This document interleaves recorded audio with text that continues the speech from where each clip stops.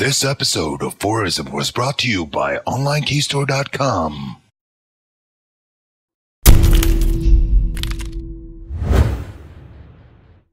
Foorism. Reloaded.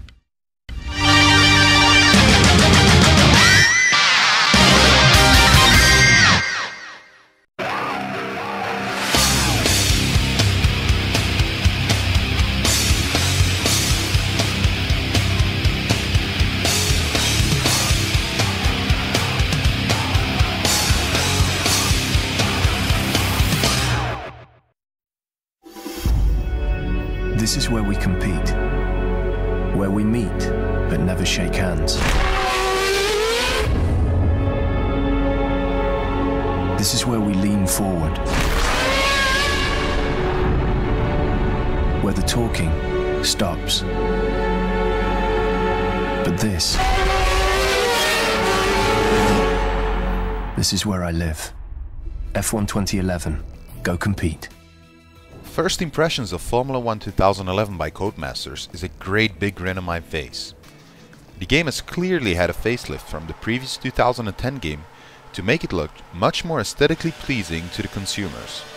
The attention to detail when it comes to the new Pirelli tires, down to the way the grooves look on the wet tires, or even how the spray comes off of each of the tires and lands onto your screen.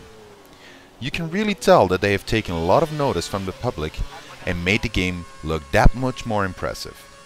This game has rolled out a lot of new features, some to co-align with the rules and regulations of the Formula 1 season, and some being the new game mode or features. The ones I really care about are the following: DRS and curse. I couldn't want to be able to deploy these whilst in a racing situation and get a speedy overtake, and I have to admit, these don't disappoint. The extra boost from both of these working together really does feel like you're getting that extra 170 horsepower. Along with the change in the wind direction and the curse being used, you really know that it's making a difference. One of the funniest things is opening the wing in the mid corner. If you haven't tried this already, give it a shot. The safety car. I think this feature, more than any of the others, is something the public wanted to be incorporated into the game.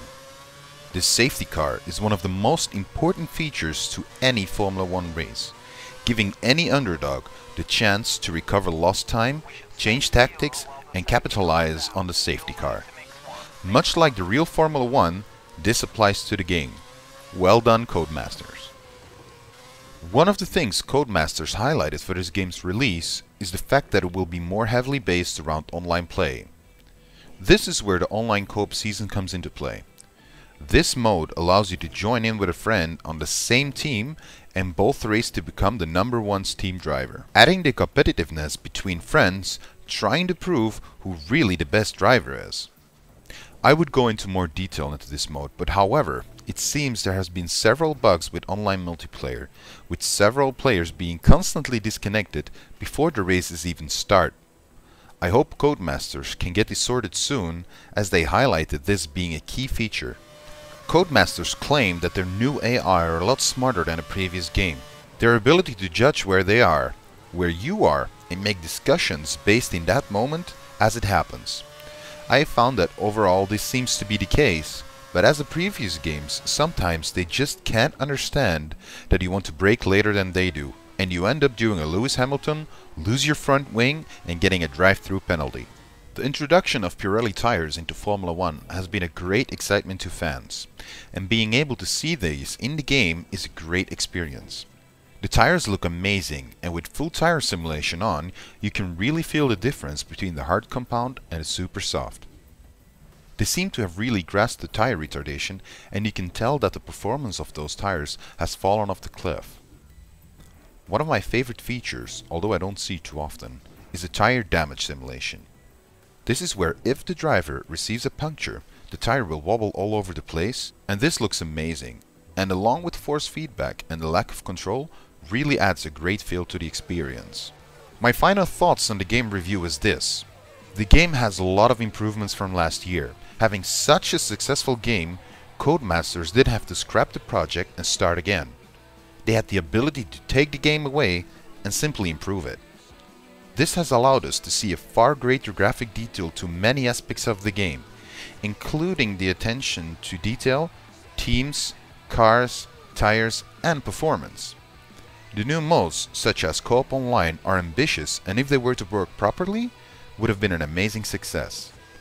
However, with these problems, it just makes the game feel rushed. It seems Codemasters has just been given a deadline to finish the game and not quite met it, and has produced a game which is 97% complete.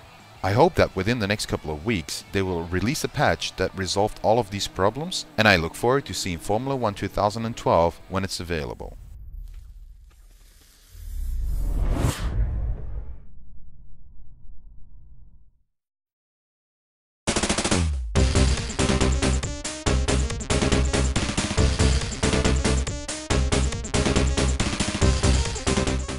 Ah, the golden days of gaming when I was a little boy.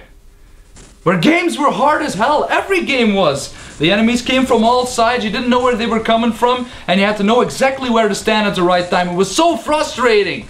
And one of those games was Probotector. Probotector was released in 1994 as a PAL version for Europe, and the original release, called Contra Hardcore, was a release for the US.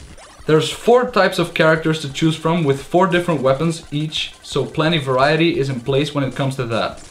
Now on to the difficulty. Damn it, this game's hard.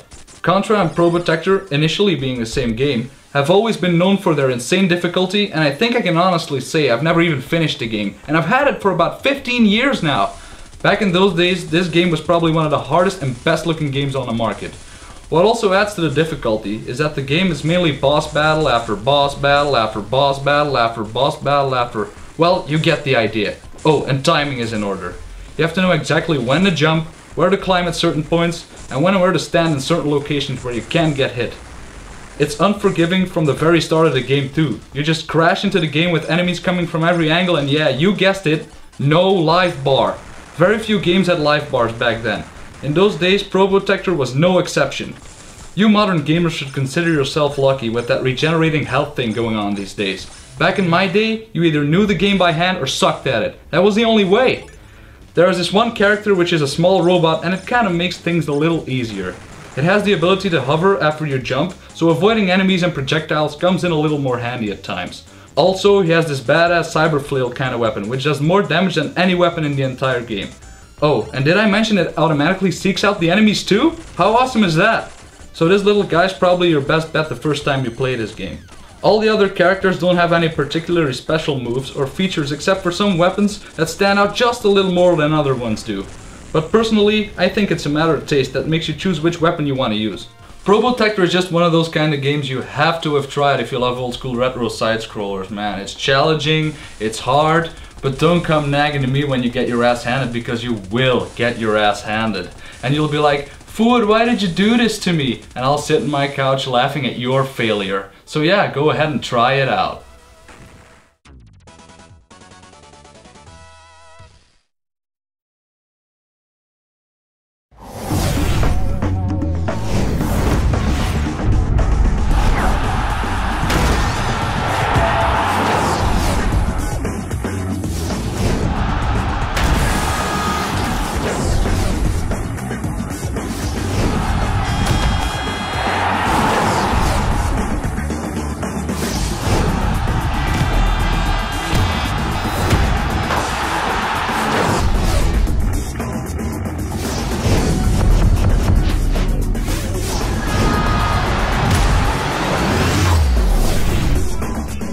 FIFA 12 is different. For months, EA Sports has been banging on about its 3 major changes to the match mechanics: close control, the player impact engine, and a new tactical defending option. Turns out, they weren't bluffing. After several hours of play, it's the latter that's emerging as the most important transition. As you know, the old trick of hitting the A button to send an AI defender hurtling towards the attacking player like an execute missile in polyester shorts is now gone. Well, sort of. It's a little more complicated than that. Instead of rushing in to take the ball, your player now just tracks the attacker and remains a few feet away, keeping him held back. This system of containing the opposition requires more thought than simply sticking a leg in and hoping for the best. You have to actively time when to tackle, or decides if it's better to simply hold the player back rather than rush in for the ball, miss a tackle and have the opposition pass. Other improvements to the animation lie in the new player impact engine. This adds a physics system that simulates the impact between two players during tackles or other forms of contact. If you go in for a particularly aggressive tackle and slam into the player, the result animation is rarely the same twice, depending on the build and strength of the two players in question. Online mode. If you do delve into playing with random opponents, things have been tweaked so much as are fairer. Instead of searching for a match and then picking a club, which usually results in everyone playing as a 5-star team, you now pick your team before searching for an opponent. The game automatically finds an opponent with a similar level team and takes into account your division, skills, location, controls and did not finish percentage. Rage quitters beware! You can choose to support any real-life club from around the world, with your accomplishments and experience going towards them, regardless of what team you're playing as. This gives your favorite real-life team an overall position on global league tables, with the league resetting each week to allow for fresh competition. Fans of smaller clubs aren't at a disadvantage either, as scores for each team are based on averages, so even if your team's fan base is outnumbered when compared to the likes of Manchester United or Real Madrid, you're still in with a shot. So yes, here we go again. The annual iteration, the roster update, the accusations of cashing in, cashing up, moving on. FIFA is a symbol now of what the games industry has become. A digital Hollywood, a hit factory, with behemoth franchises caged in and milked for all they're worth. A grinding production line of choreographed retail launchers and endless DLC updates.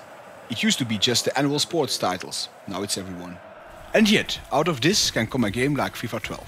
A game that isn't perfect and that won't suit everyone, but that absolutely reeks of effort, of care, of love for the sport.